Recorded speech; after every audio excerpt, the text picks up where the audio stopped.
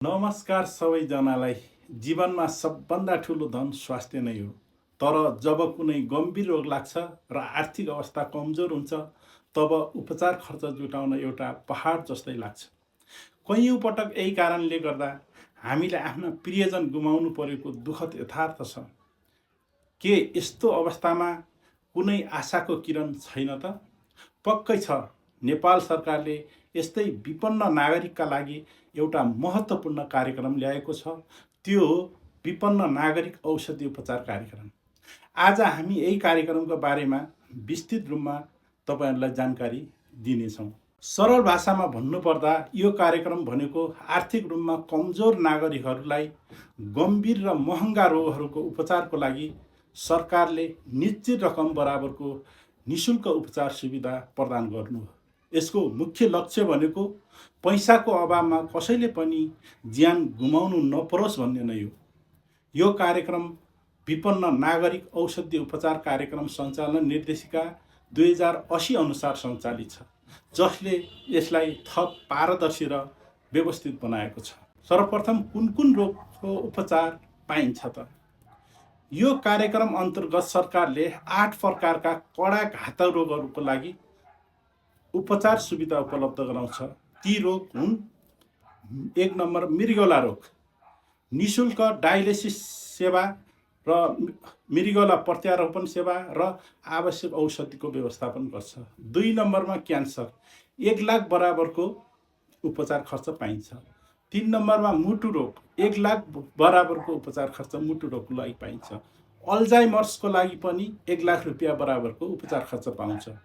Sickle sales एनिमियाको लागि पनि 1 लाख रुपियाँको पाइन्छ र हेड इन्सुरेन्स अर्थात् टाउको गम्भीर चोट छ भने 1 लाख रुपियाँको उपचार खर्च पाइन्छ। स्पाइनल इन्जुरी भन्नाले मेरुदण्डको गम्भीर चोट लाग्यो भने पनि 1 लाख रुपियाँको बराबरको उपचार पाइन्छ। र कलेजो प्रत्यारोपणका लागि तोकिएको रकम पनि पाइन्छ। यी रोगहरूको उपचारको लागि सरकारले तोकेको रकम सम्मको सुविधा सूचीकृत अस्पतालबाट निःशुल्क प्राप्त गर्न सकिन्छ। उपचार पाउने प्रक्रिया र आवश्यक कागजातहरू के हुन सक्छन्? अब यो महत्त्वपूर्ण सुविधा कसरी प्राप्त गर्ने भन्ने बारेमा बुझौँ। यसका लागि मुख्य गरी 3 चरणका प्रक्रिया पुरा गर्नुपर्ने हुन्छ।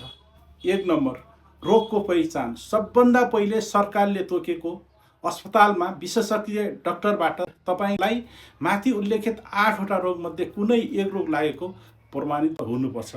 2 मा स्थानीय तहको सिफारिस। त्यसपछि आफ्नो ठाई ठेगाना भएको नगरपालिका गाउँपालिकामा गई विपन्नताको सिफारिस र यो रोगको उपचारको लागि सिफारिस गर्न सिफारिस समितिको निर्णय बनाउनुपर्छ। यसका लागि नागरिकताको फोटोकपी, डाक्टरको रिपोर्ट र 2 प्रति फोटो आवश्यक पर्छ। गाउँपालिका वा नगरपालिकाले तपाईँको आर्थिक अवस्था हेरेर सिफारिस समितिको निर्णयसहित सिफारिस पत्र दिन्छ र सूचीकृत अस्पतालमा पेश गर्नुहोस्। यसरी स्थानीय तहबाट लिएको सिफारिस लगेर सरकारले तोकेको सूचीकृत अस्पतालमा जानुहोस्।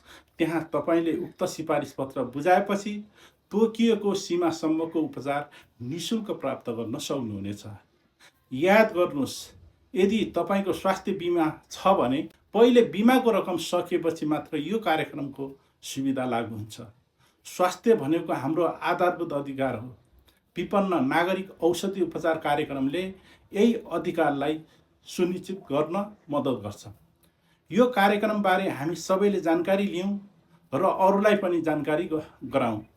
तपाईँ वा तपाईँका चिनजानका कोही हुनुहुन्छ जसलाई यो कार्यक्रमबारे थाहा छैन भने कृपया यो भिडियो उहाँहरूसँग सेयर गरिदिनुहोस्। सरकारको यो महत्त्वपूर्ण सहयोगबारे सबै नेपालीले जान्न पाउन्। सधैँ स्वस्थ रहनुहोस्, मस्त रहनुहोस्। यस्तै जानकारीमूलक भिडियोका लागि हाम्रो च्यानल सरकारी सेवा तपाईँहरू समक्षलाई सब्स्क्राइब गर्न नभुल्नुहोला।